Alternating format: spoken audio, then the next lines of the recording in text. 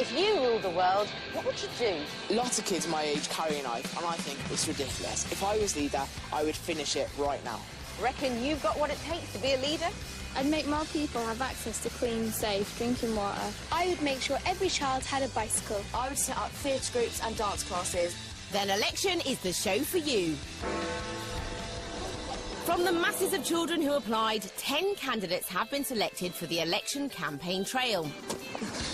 Over the next few weeks, they'll be battling it out to prove themselves the best leader. Children have minds, and adults have to stop taking control all of the time. And win a one-to-one with the Prime Minister. Series judge Jonathan Dimbleby is one of the most experienced interviewers in the world. He's grilled global leaders like British Prime Ministers Tony Blair, Margaret Thatcher and Gordon Brown.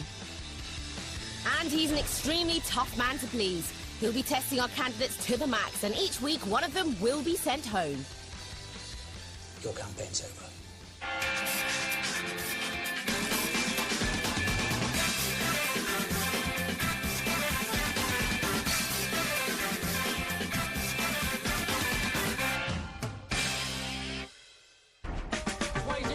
Last week, tensions ran high as the team struggled to run a market stall on busy Oxford Street. I've got a couple of people, you know, so be proud of me. Yeah, but nobody's actually bought anything. And then persuade office workers to dance the hula and haka. The girls suffered a crushing defeat. And one of them had to go. Bethan, your campaign's over. Now 8 candidates survive in the race to the election, and Jonathan Dimbleby will be looking for yet another leadership skill. I'll be testing them on public speaking. Things to remember: you've got to hold their attention, get your message across, make sure they want to go on listening, and remember to get your facts right.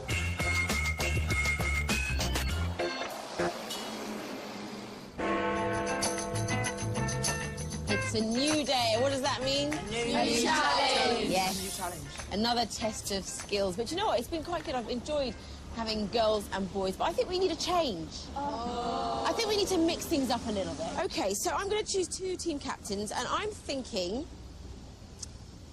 of Jack and Reem. OK? Hi, Reem. There you go. Reem, that's yours. That's yours, Jack. As leader, Reem's in charge of Izzy, Quincy and Tudor. And in Jack's team, there's Hannah, Amadee and Hazel. Now I want you to say hello to my little elephant friend here. Hello. What do they say about elephants? They're big. No, they never forget. They never forget. Thank you, Quincy. They never forget. And that is a clue for today's test of skills. It's all about memory. And this week's guest mentor is 8 times world memory champion Dominic O'Brien. He's in the Guinness Book of Records for memorising 54 packs of playing cards with only 8 mistakes. Now, as you probably realised, when it comes to leadership and politics, it's vitally important to have a good memory. Now, I've been training my memory for the past 20 years. And once you've learned the techniques to a good memory, then it becomes fun. Now, before I reveal those secrets, you're going to test my memory. Blindfolded, Dominic will attempt to memorise a grid of 50 numbers between 0 and 9 using his mystifying technique. 0, 1, 2, 7, 0. Good. Now, hopefully, those are all the 50 numbers. So the first number is an 8, is that right? Yes. 0, Yeah. 4, Yes. 4, 5, 8, 3, 9, 0, 3, 1, 6. Now, Angelica, could you put a circle around that 6? Okay. I'm going to go from the very last digit back to that 6. Oh my gosh. So the very last digit at the end there is a 0, is that Yes. right? Yes. And it goes back to a 4, Yes. then a 6, Yes. 9, Yes. 4, Yes. 9, 1, 2, 1, 5, 5, 0, 6, 7, 7, 2, and a 1, and then a 4. That is amazing! Well, that's what you can do when you trained your memory. To remember things in the right order, Dominic's system is about imagining them within a journey you know really well. Could be a journey around your house or even your garden. Now, how do we connect the objects to these places? Well, this is where you have to use your imagination, your powerful imagination. So we start with stage number 1, which is the fountain, and we imagine this frog climbing up the fountain and having a lovely bath or a shower. Associating these objects with a certain place helps your brain remember them in a sequence. The next object is the bongo, or the drum. It's easy, isn't it? Time now to put this system to the test. Jack will go for his green team, and the purple team will be represented by competitive Tudor. Hi, I'm Tudor. I'm 14, I'm from Cardiff, and I'm rugby mad. I've been playing rugby ever since I was 7, and since then I've not stopped.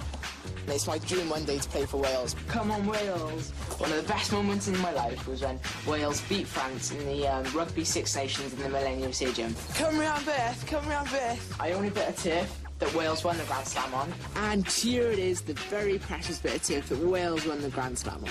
I think this time there should be a Welsh leader in this country, and I'm the man for the job. In this bag, I have 30 objects, which I'm going to pull out in a random sequence. Jack and Tudor have to remember all 30 items in the correct order. Next object, flowers. It's good practice, since all leaders need good memories so they can get their facts right. Find the candle. Blindfolded, they've got just a minute to do it.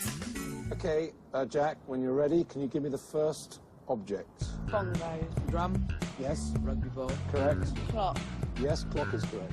Bulldog. Yes. Puzzle. Yes. Scar. They both seem to have mastered Dominic's system, but Jack's first to make a mistake. Yes. Toilet roll. You missed one. Pencil sharpener. Yes. Torch. Yes. Toilet roll. Yes. And while Tudor's storming away, Jack's crumbling. Sorry, guys. Bakewell tart medal necklace. Screwdriver. Correct. Spoon. I'm going to tell you now. Give me 5 seconds. Peg. Yes. Tea bag. Yes. Football man. Crayon. Yes. Candle. Earring. Correct. 3, 2, 1. Jack's managed to score a respectable 20, but Tudor's won for Reen's purple team with an amazing 30 out of 30. Congratulations. Perhaps a future memory champion. Well done, Tudor.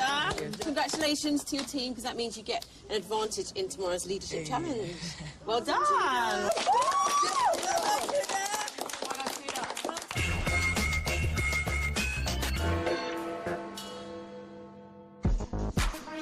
After all that mind work, it's time to let their hair down before tomorrow's leadership challenge. But with another elimination looming, there's no doubt what's really on everyone's minds. There's another elimination tomorrow. I survived 2, I know. I'm shocked. Gobsmacked, actually. I thought I was going to go first and second. Hopefully I won't go. If I do, I do. Tomorrow's our third main task. We've been split into girls and boys. I'm team leader. I'm the team leader. I'm going to do my best. We're not going to lose. Someone's got to go. If it's me, I completely understand. I'm not going to let myself go. I'm going to be positive, smile, I'm going to brace my shoulders. I'm going to let Jonathan see that I'm the real champion. Yeah, we just got to win, because I'm not going to be in that boardroom again. I'm quite happy about being team leader because it's apparently a memory task, so I'm quite confident about that.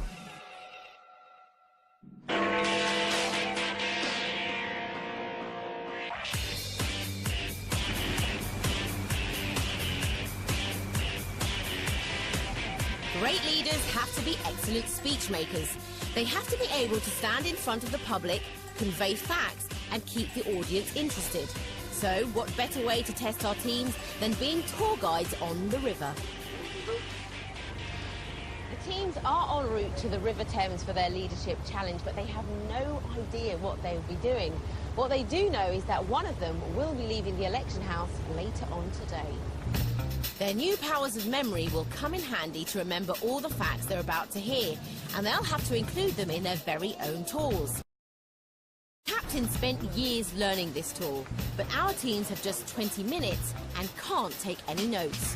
As you look to the front there of the Houses of Parliament, you can see the world-famous clock and tower. Now, everybody calls this Big Ben. That is merely the nickname of the 13.5-ton bell inside the tower.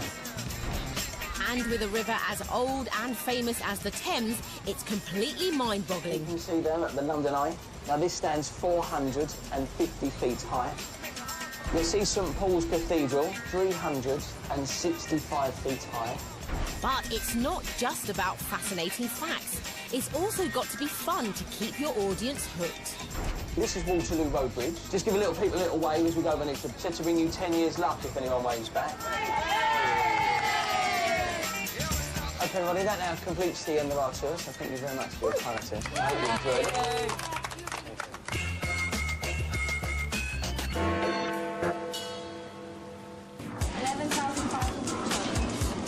The teams have just a short while to get ready. You do know it's not just a fish market, it's Billy's Gate fish market. They've got the use of costumes, and this is leaders Jack and Reem's moment to shine.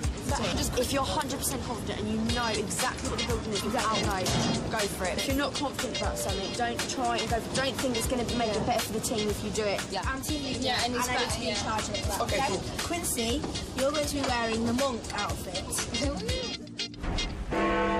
Hi, I'm Reem. I'm 13 years old. I live in Manchester and I love animals.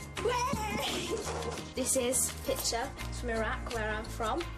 These are my headscarves. As you can see, I'm Muslim. Religion is a very big, important part of my life. I have a headscarf to match every outfit. This is one of my favourites. It's pink, it's zebra and leopard. If I could change the world, I would stop abandoning of dogs. It's really cruel. We breed them to give them loving homes, and yet we leave them in the streets. It's not fair. We need to put a stop to it. If we all stick together, we can stop abandoning of dogs. It's not fair on the dogs. Reem can lead her dogs, but can she lead her team? Okay, guys, hold on a sec. Yeah. Hold on a sec. The most important question, which was, how long is the journey? 25 minutes. 25 minutes, right. If we make a mistake, you just go on to the next one. Okay. Don't try and cover it up. Just go on to the next one. I think as a team we're working really well together. I think we knew that because we're all quite strong characters, but we're all working well together. Everybody's getting good ideas, we're brainstorming, we're all working as a team. But before the tourists arrive, this is the man they'll all have to impress to avoid being sent home. Series judge, Jonathan Dimbleby. No, I think yourself, then people will be confident in you. If you're not confident, people aren't going to trust you. And he'll be monitoring their every move. If you know what you're talking about, then go for it. If you have not a clue, don't be like, well, that over there is, can someone help me? Because we're just going to, that is a big fat zero. Because the purple team won the test of skills, they're using their advantage, and Reem's chosen to go second, leaving Jack to go first. To make it even more challenging, we've sneakily planted 2 professional tour guides to ask difficult questions. Hi, Jack. Nice to meet you. We're going to start our tour now for you. We hope you enjoy, and if there's anything you'd like to ask us, don't be afraid to interrupt and ask us anything. Hello everyone. First I'm going to start with the City Hall, which looks rather like the most huge motorbike helmet. And that's the Mayor of London's headquarters. To your left there is the rocket-shaped building made of glass, otherwise known as the Gherkin, because on the opening night it was lit up completely green and looked like a gherkin when you saw it at night time. So far, so good. Or did I speak too soon? The building on the left, the yellow building, is called Ballionsgate. Actually, it's Billingsgate. You've just passed, guys, the Millennium Bridge, also named as the Wibbly Wobbly Bridge. In total, the bridge cost, what, £23 million to build. Wrong, 22 million. On your right... Don't you mean their left, Hannah? We have the HMS Belfast. It would take a very long time to explore all 7 decks. It takes a day and a half to get around the whole boat. It's half a day. Don't be so melodramatic. Ooh, their teamwork's showing some cracks. Now one of the planted tour guides decides to throw in a question. We're on the River Thames, right? Yeah. How deep is it? Very deep. Yeah, but you'd probably drown, so I wouldn't advise it. But... Ever the entertainer, Jack's used his humour to get out of a hole. Hello, I'm Jack, I'm 14, I'm from St Albans, and I love to dance. These are some of my trophies that I've won at competitions. Dancing means a lot to me, and I dance everywhere. This is my bedroom. Unfortunately, I have to share it with my two annoying little brothers. All they go on about is the sugar babe. We love the sugar babes. Sugar babes this, sugar babes that. We love the sugar babes. It's impossible to dance in here. If I was elected leader of this country, I would set up theatre groups and dance classes, and I'd get a lot more boys to start dancing. Dance is way cooler than football. Jack may be a performer, but can he perform his way out of his team's mess? We're now approaching the Tower Bridge. If you wave at everyone, okay, and if you get a wave back, you get 10 years good luck, okay? I want to see you wave like crazy, okay? I mean crazy when you go under there. Wait! Guys, keep going, keep going. But it looks like their luck's run out and the heavens have opened. Okay, guys, we're all going to make our way downstairs because we're probably all going to get electrocuted. So if you all make your way downstairs and we'll carry on the tour down there. Thank you very much. Now the rain's cleared, will Ream's purple team fare any better? Afternoon, ladies and gentlemen. I'm Captain Tudor, and I'll be giving you a safety check today. I feel a bit like an air hostess here, but the X's are there and there. On your left, I think you all have heard of this big building over here. Well, you might know of it as the Big Ben, but we tend to call it St. Stephen's Clock, because the Big Ben is actually the bell inside that weighs a whopping 13 tons. Quincy's spot on with his facts until he gets to the next landmark. To your right, you have the Royal Festival Hall. Why was it built? Well, I think, personally, I think it was built in 1953, yeah. Wrong, but rather than admit he doesn't know, he starts to make it up. I think that they would have built it to symbolise, as a monument of all of the actors and to encourage people to get involved in the theatre business. It was actually built in 1951 to celebrate the Festival of Britain. Can Tudor the memory champ turn it round? You might be able to see just before that boat passes, there's a little arc that's been blocked off. I've been told that that was the first one-way street in London. Question? Yeah, you're talking about the river. Yeah. How deep is it? It varies very, very much all throughout the river. It's very hard to tell. Can't give me a figure. No, I'm sorry. In an attempt to avoid the subject, Tudor just brushes off the question. Next to that is the Customs and Exiles. Don't you mean Customs and Excise? I'm sorry. I'm only 14. Lady in the white who's asking the questions, you can stop laughing at me. I know I'm funny. Before the purple team get laughed off the boat, team leader Ream takes the mic.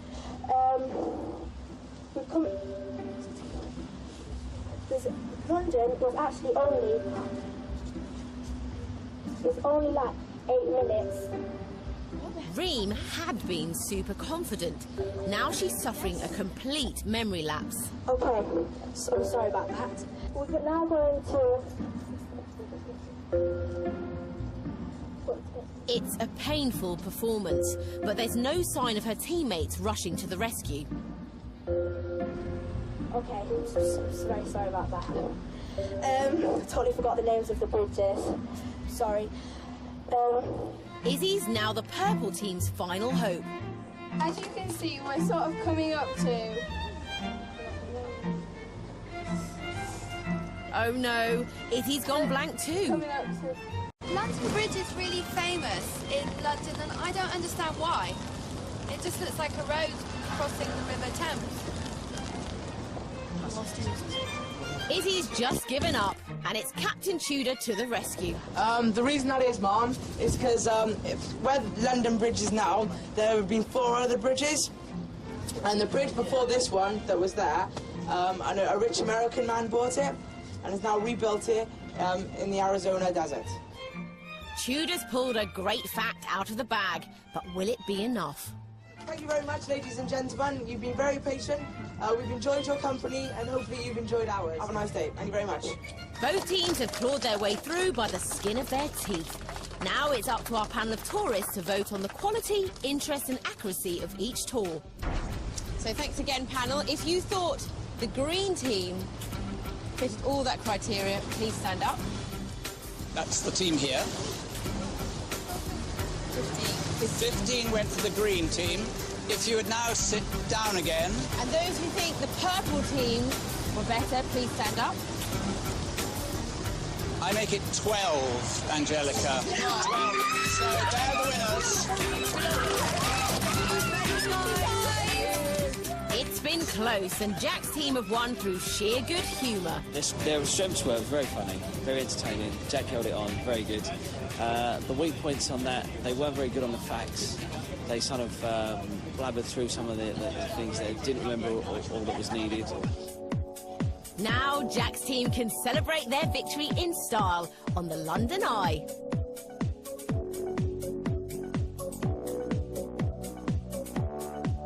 For Reem's team, it's back to the leadership house to face the elimination. Izzy, Tudor, Reem and Quincy. Which one is going home?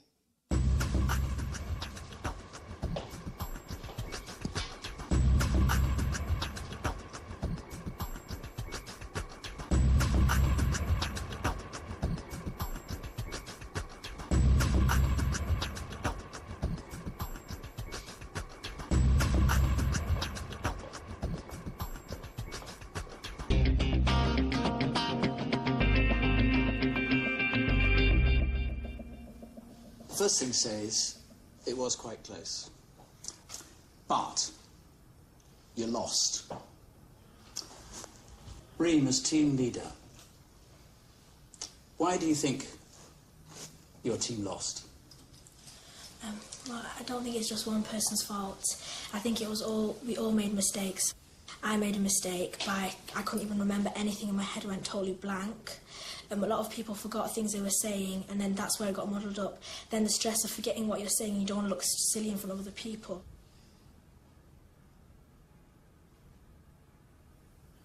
Quincy, you had a good start. You knew your stuff. Yeah. But when it came to the festival hall, yeah, and you didn't know your stuff, you made it up, didn't you? I think I was improvising at that point. Improvising? Yeah. That's another word for making it up. You can't afford to treat the public like that, can you, if you're a leader? Yeah. You've got to know that you can stand by what you say, and you couldn't. Tudor, I liked the way that you handled the laughing, the barracking. You could have got upset or cross, and you didn't. You treated it humorously, and that was effective. But your mistake, because if you didn't know something, which you didn't once or twice, you sort of brushed it off as if the question coming from the public wasn't interesting. That's not a very smart way of teaching people you want to persuade to support you as a leader, is it? No, it isn't. No. You sort of changed the subject, didn't you? I did. Well, some leaders do try to change the subject, but you did it very blatantly, and it didn't work. Izzy, when you didn't know something, and that was quite obvious, you stopped and you handed the microphone, I think, over... I thought it would be better to do that. I knew that he knew this bit, so... I mean, I know I tried really hard to work fast, but I don't have that good memory myself. Reem, why do you think you were a good team leader? Because I don't think I was a bad team leader, because I let everybody say their opinion. I let everybody do the jobs they wanted to do. I put everybody in the job that I thought they were best at, and I let everybody contribute.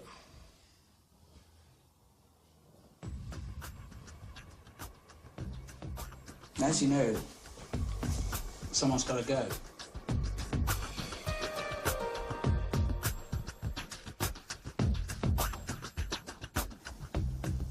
Quincy? Tudor? You're safe. Thank you very much.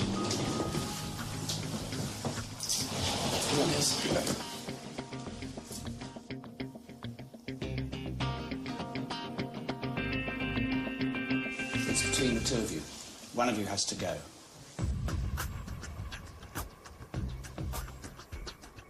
Izzy, who do you think of you two should go? Well, obviously I'll be defending myself because I think no offence to Reem, obviously, but Obviously not take. I think I did the better job. But You lost it, Reem, in performance. Yeah. The team leader can't go on stage in the public eye as a leader and then lose it completely and end up saying, I'm sorry. That's not possible, is it? Not really. Izzy, Reem's acknowledged that her performance was pretty poor, fell apart. Yours wasn't very good either, was it? yeah, my mind just went blank, and I knew the facts, but I got quite frustrated with myself.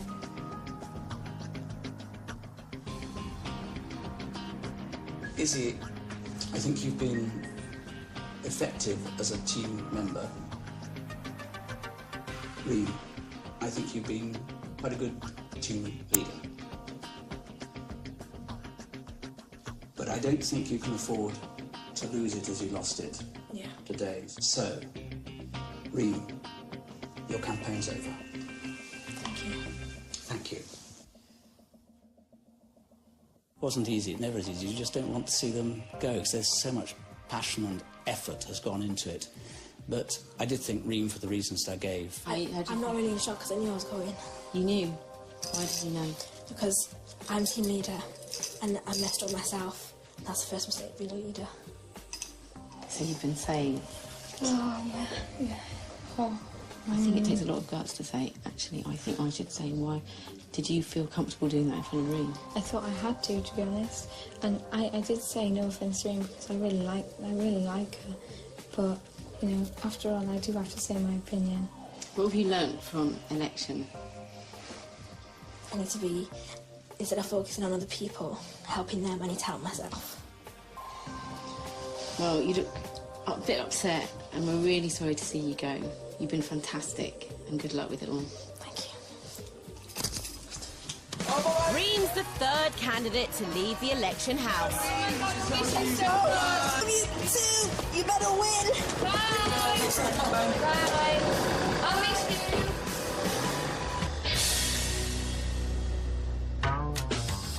Next week, our teams battle to impress Queen of Good Manners, Liz Brewer. Everything you do is so that you don't make a fool of yourself. And they host an ambassador's reception for some international guests. I've never tried frog sex before, so 50 times. Eventually, one of the losing team has to go. Your campaign's over.